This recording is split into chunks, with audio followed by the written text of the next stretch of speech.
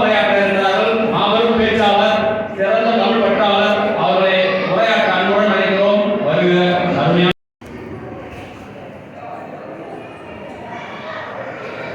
தாய்ப்பால் ஊட்டிய பொழுதிலே தமிழ்பால் ஊட்டியும் தமிழில் இந்த என்னுடைய நன்மையும் நாட்டு நலனுக்காக தான் ஈட்டிய பொருளையெல்லாம் இழக்க நேரிட்ட போதும் என்றும் இழக்கையா கல்வி செல்வத்தை கழித்த எனது ஆவிய தந்தையும் மண்ணில் நல்ல வண்ணம் வாழ என்னை உருவாக்கிய தமிழரையும் மனதில் மகிழ்கிறேன்.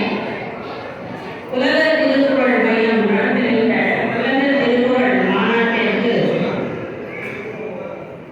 நல்லதொரு திருவள்ளுவர் சிலையை நமக்கு வழங்கி சென்றார்கள். டிஜிபி சந்தோஷம் ஐயா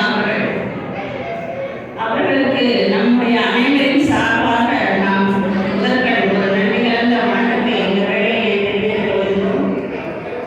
இந்த மாநாட்டிலே எங்களுக்கு எல்லாம் நாங்கள் அதற்கு விருது அளிப்போம். உலக திருக்குறள் மையம் எங்களுக்கு பற்றாளர் விருது அளிக்கும் ஒரு நல்ல ஒரு நிகழ்வாக இது அமைந்திருக்கிறது. அதற்கும் நாங்கள் இந்த உலக திருக்குறள் மையத்திற்கு அனைவரும் சார்பாக நன்றியை உண்டாக்கிக் கொள்கிறோம். நாம் நேற்று பார்த்த அந்த திருவள்ளுவர் சிலை எவ்வளவு அழகாக இருக்கிறது என்பதை நாம் பார்க்கிறோம். திருவள்ளுவருடைய அந்த உருவம் எப்படி உருவானது என்று நமக்கு தெரியுமா என்பதை நாம் சற்று சிந்திக்க வேண்டும்.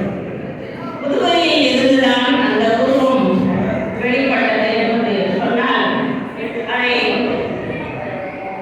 யாரும் நம்புவதில்லை. அது ஒரு மறைக்கப்பட்ட வரலாறாகத்தான் போய்விட்டது.